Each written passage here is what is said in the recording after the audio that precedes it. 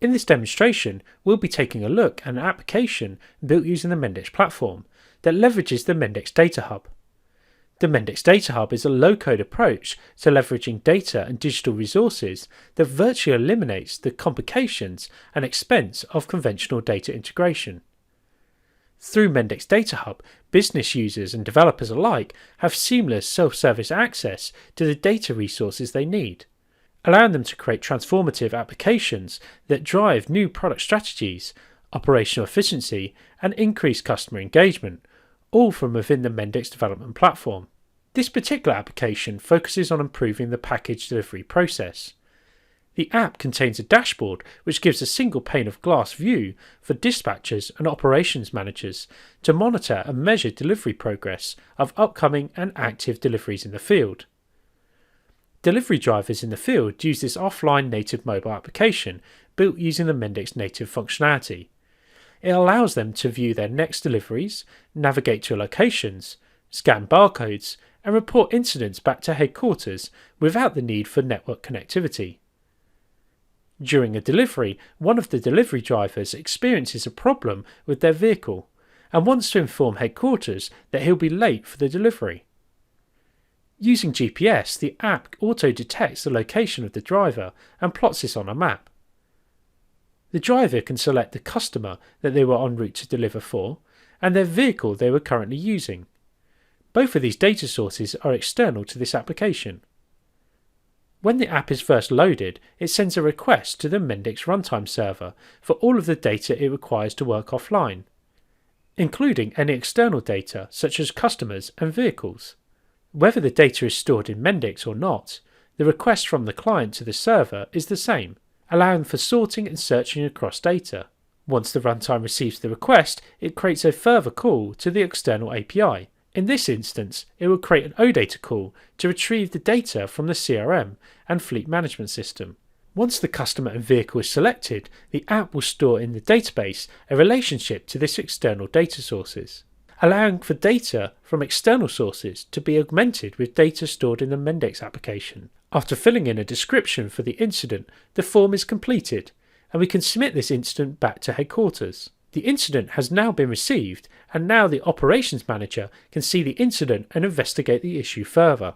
The incident has been synced back to the operations manager's dashboard.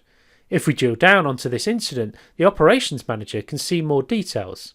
The vehicle and customer details have been retrieved, as well as additional data from the customer such as the phone number and email. This data is retrieved over association using an OData call to the CRM. As an operations manager, we need to inform the customer of the delay to their delivery, but we'd like to have some more information about the customer's previous experience with us. We know that our CRM system has this data available, but we don't know where to find it or how to integrate to it. So we ask one of our business engineers on the development team to extend the application to include the contact history. To make the changes, our business engineer can open up the app inside Mendix Studio Pro, allowing them to see the model behind the application. As you can see in this domain model, we have some boxes and lines drawn between them. These are known as entities and associations. The blue entities are persisted entities, data stored in the Mendix database. The purple entities are a new concept known as external entities. The objects created with these entities are stored in memory and retrieved via OData from an external application. These entities can be used alongside persisted entities. For instance, in this model, the issue has a relationship to the vehicle and customer. When an association is set, the Mendix platform will only store an external unique ID to reference the external entity. This ensures that data from the external source does not get replicated or stored in the Mendix app, but allows extensions and links to external data. We know that our organisation has some data in our CRM, but we don't know where to use it. Using the DataHub menu in the Studio Pro, developers can search for data within their organisation. The same functionality is also available inside Studio for citizen developers. By searching for contact history, it will bring back all the relevant data found. By clicking on the eye icon and selecting View in DataHub, we can see the service we're interested in inside the DataHub catalogue. Inside DataHub, we can see more information about the attributes provided by this external entity.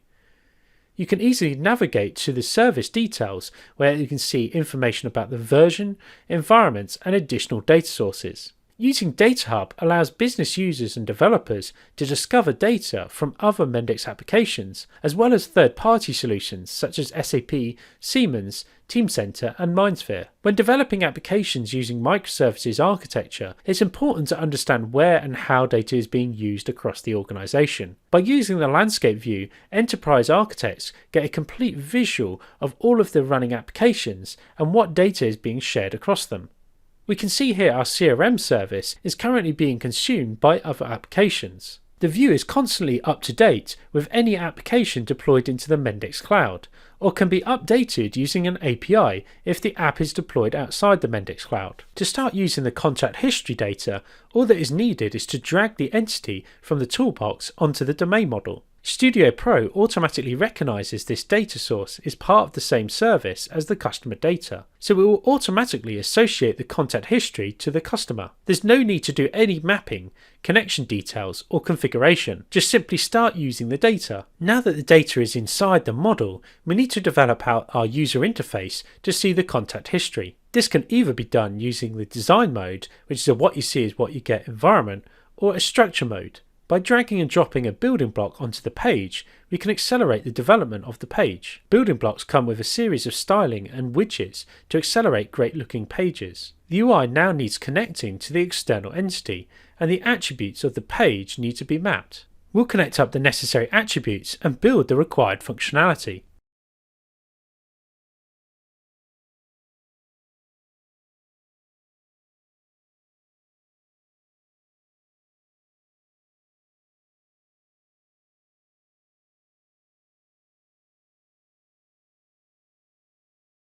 Our application development is now completed.